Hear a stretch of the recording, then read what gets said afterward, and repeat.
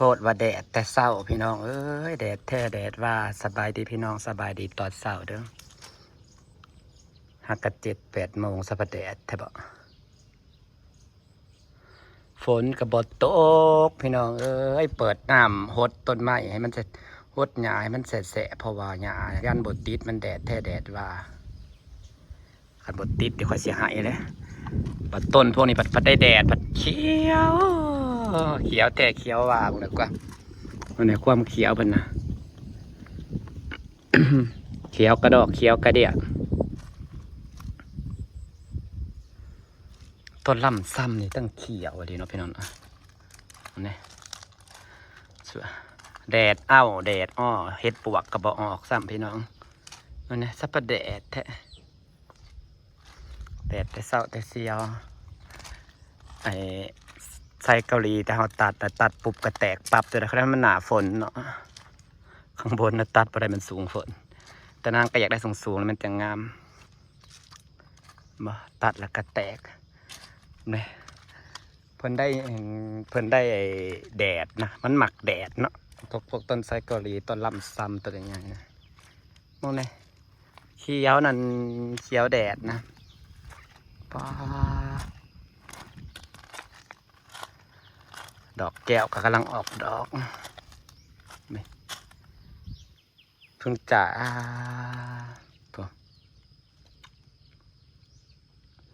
เขียวก็เขียวกระดอกกระเดียเขียวงามในไทยเกาหลีนะพี่น้อง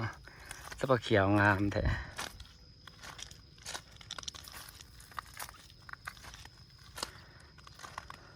ฝนบดตกผัดแดดแห้งพี่น้องเอ้ยข่อยยันหยาข่อยตายมันเป็นตะยานบดติดตอนเศร้าสีเขียวสวยๆมากแล้วมันถึกแดดมันกระเหี่ยวแบบหากบ่ทันเดินเนาะปัดแถมไอ้สนทั้งพุ่นนะมันมีหยาคาดิหยาคานะสิโป่งขึ้นก้อนเลย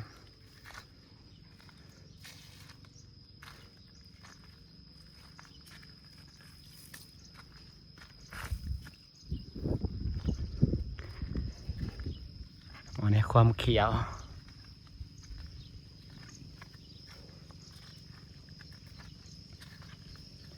สนนี่นะมีหยาคาพี่น้องจากนั้นบดติดแต่สนนี่แหละกระสิติดจุดแต่ว่าหยาคาขึ้นเขาก็สิลกทิมสิได้ลกหยาคาตลอดอันนี้บริตายง่ายเด้อ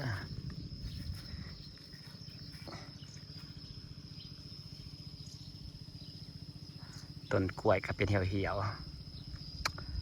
หดน้ำแต่ละมือจะแฉะมากระทันนี่ออกยอดลายปีนี่จะได้เห็ดค่าปลาเป็นมะพร้าวก็งามพี่น้องเอ้ยวันนี้ไซเกาหลีได้แดดอาจารย์ว่าเขียวงามผู้สุดเล่งเขียวแบบเขียวใบเหลื่อมมันเนาะลำซ้ำคือการเขียวจนใบเหลื่อม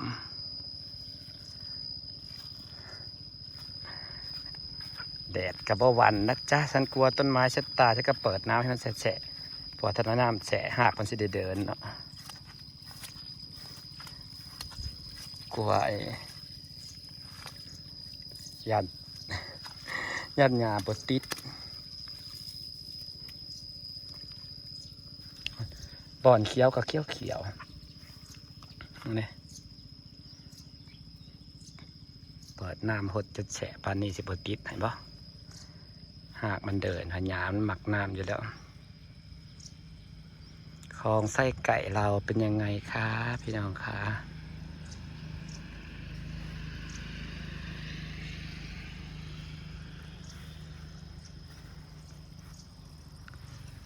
น้ำให้ยัดหญ้าบดติดพี่น้องเอ้ยมันแดดกระดอกกระเดียแดดประแดดจ้าแดดแห้งเป็นแดดเดือน4 เดือน5ที่กระหนาฝนเลยเด้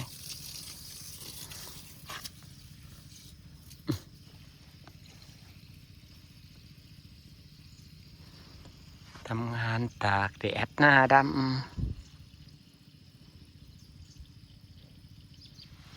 เมื่อวานนี่พักผ่อนอยากนอนแหงนอนเบิดมือเบิดเว้นเมื่อวานนี่นอนบ่อยากตื่นขึ้นมาหดต้นไม้แล้วก็เข้าไปนอนต่อ ขำเพราะว่าช่วงนี้นางเห็ดเวียกตั้งแต่ตีหาเห็ดเวียกสมือแล้วมาว่าเลยนางเพลียนางเลยนอน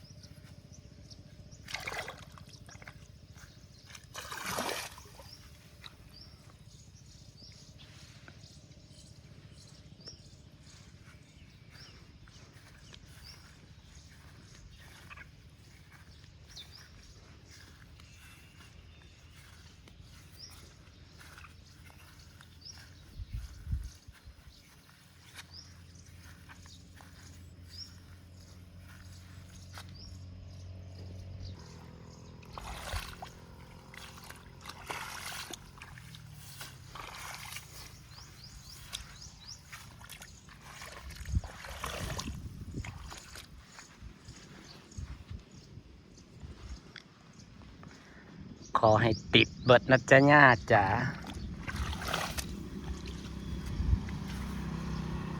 ยังน้อยปติดแต่ฟังมีหยาค่านะกับพ่อและสนนั่นนะ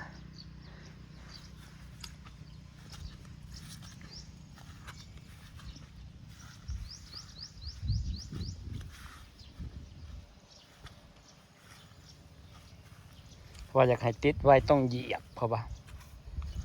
เสียมาบอกเหยียบเพราะว่าเหยียบให้หากมันถึงดินเด้บางที่หากมันออกเลยมันดิ่งขึ้นมามันเป็นแผ่น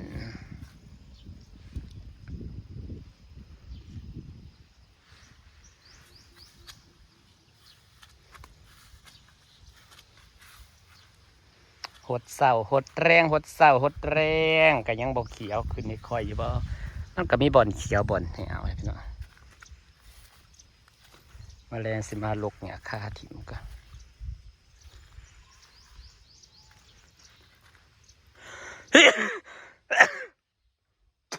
สร้างเป็นวัดเลย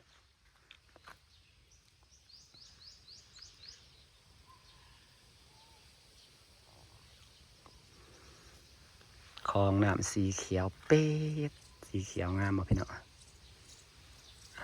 น้ำสีเขียวเต็มคลอง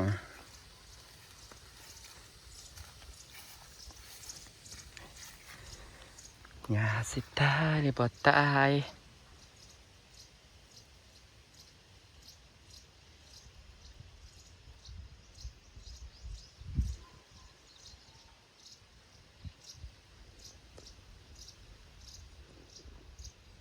บรรยากาศต้นกล้วยกระบะเหี่ยวลงแล้ว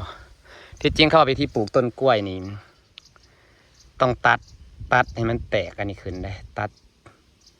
แต่นางพัดปะไว้มันติดพอปะไว้ถ่ายวิวตัดให้ยอดมันขึ้นจะบ่หยาข่อยสิติดจะบ่พี่น้องจ้าเนี่ยจ้ารอรุ่นนำกันเด้อพี่น้อง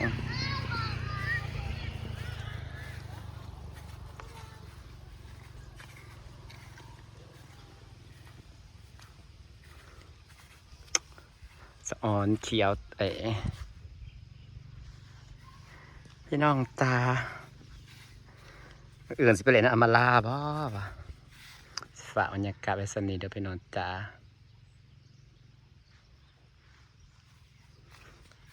วันนี้วันที่25แล้วอีก5 วันก็สิ้นเดือน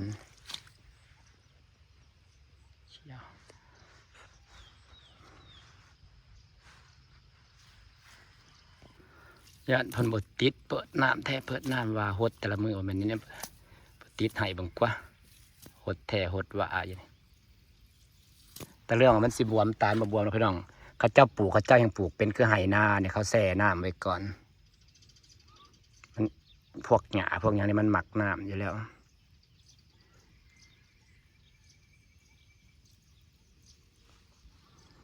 พี่น้องจ้าสิฝากบรรยากาศไว้สั้นนี่เด้อพี่น้องจ้ากระปุกได้จากมือวะ3-4 มือเนาะ4 มือ5 มือ